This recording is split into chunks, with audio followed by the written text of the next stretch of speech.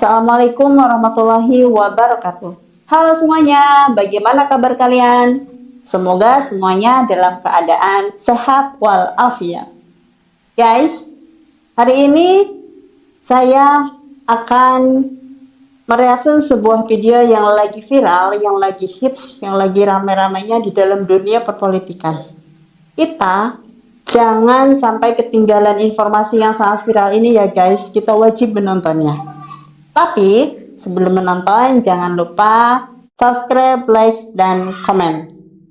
Oke, tanpa panjang lebar kita nonton videonya, kita simak. Oke, untuk mengefisienkan waktu kita nonton videonya bersama-sama. Bicara asal-asalan karena dia tidak mau dituduh sebagai provokator dan pengadu domba, sehingga dia bicara tanpa ilmu. Sikap diam Gibran itu bukan sekedar pasif, tapi pilihan taktis. Gibran tampaknya sedang mengail di air yang keruh. Ia mengambil untung dari situasi sulit yang menghimpit Presiden Prabowo. Saat presidennya diserang, Gibran justru sibuk memoles citra diri lewat ratusan kunjungan daerah. Ia membiarkan wibawa kepresidenan tergerus, sementara ia membangun basis kekuatannya sendiri.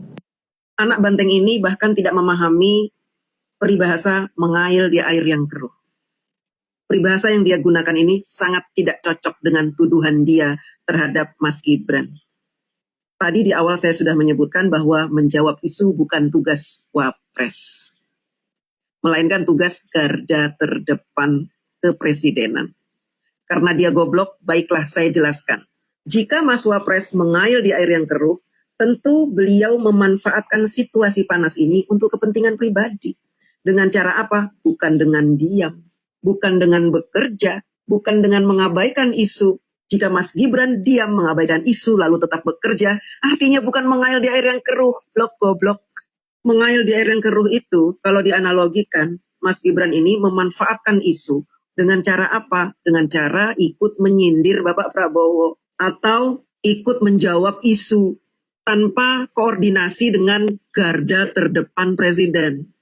Itu namanya mengail di air yang keruh, ya. Belajar dulu lah kamu peribahasa ya, sehingga kamu nggak kelihatan goblok. Kasus akun Fufu Fafa menjadi duri dalam daging yang paling tajam. Hingga kini, misteri akun yang diduga milik Gibran itu tetap gelap.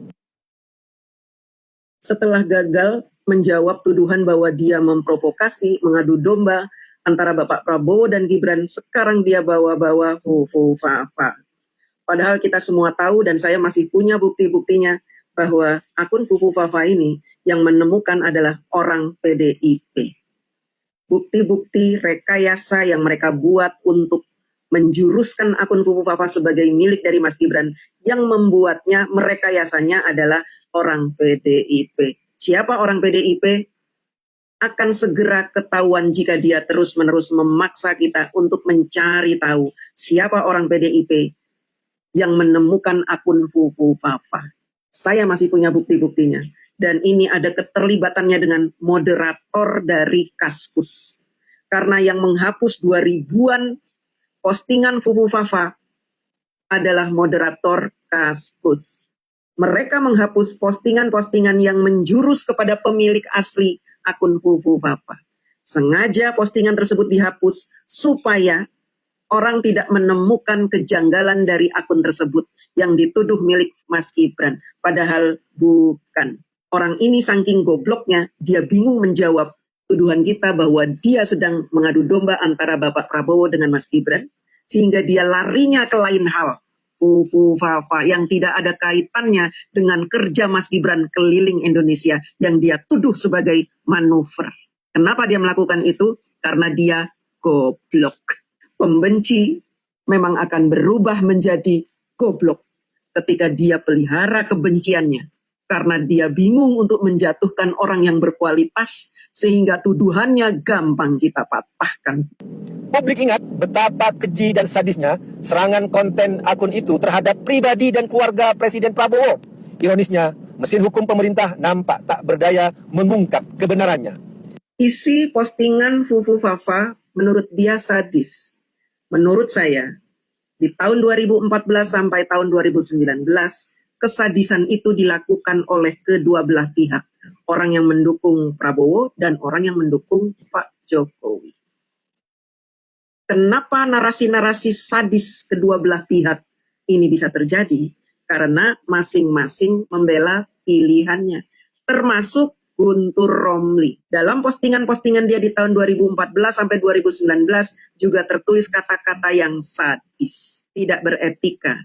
Saya pun begitu, karena pada saat itu kita memang sedang beradu narasi untuk menjatuhkan satu sama lain. Dan inilah yang menjadi keprihatinan Bapak Jokowi. Sehingga Bapak Jokowi di tahun 2019 merangkul Bapak Prabowo untuk menghilangkan perseteruan yang sudah memuncak, saling memaki, saling menghujat, saling menjatuhkan. Di tahun 2019 ketika Bapak Jokowi merangkul Bapak Prabowo, caci maki itu perlahan hilang. Namun, caci maki yang masih ada rekam jejaknya dimanfaatkan oleh orang-orang Banteng, anak-anak Banteng, untuk menjatuhkan kami, pendukung Bapak Jokowi, yang tetap setia mendukung Bapak Jokowi dan mengikuti arah telunjuk beliau untuk mendukung Bapak Prabowo.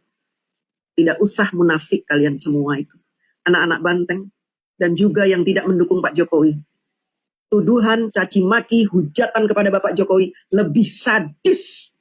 Sehingga wajar kalau kami pendukung Bapak Jokowi mengucapkan narasi-narasi yang juga sadis. Ini terjadi karena kebebasan berpendapat di dalam dunia medsos. Gak usah munafik kamu, Guntur Romli. Sekarang kamu tidak usah belagak membela Bapak Prabowo. Kamu anak Banteng, kamu tidak memilih Prabowo. Dan tidak selayaknya kamu seolah-olah kamu mendukung Bapak Prabowo dengan menyebut bahwa Mas Gibran saat ini sedang bermanuver, mencari keuntungan. Cara kamu itu bisa menyebabkan Banteng semakin nyungsep. Misteri akun Fufu Fafa itu memicu tanda tanya besar di ruang publik. Mengapa Gibran tidak tegas membantah jika itu bukan dirinya? Mengapa tidak ada upaya serius untuk membersihkan nama baik pasangannya? Setelah dia membawa-bawa Fufu Fafa, ini dia bernarasi yang lebih lucu lagi. Dia mengatakan, kenapa Mas Gibran tidak membela pasangannya? Apa kaitannya akun Fufu Fafa dengan membela pasangannya? Apa kaitannya? Kamu bernarasi bikin kita jadi agak-agak bingung gitu. Siapa yang mengajari Gibran? Kita sudah tahu siapa orangnya. Sekali lagi, anak Banteng ini ternyata goblok. Terima kasih.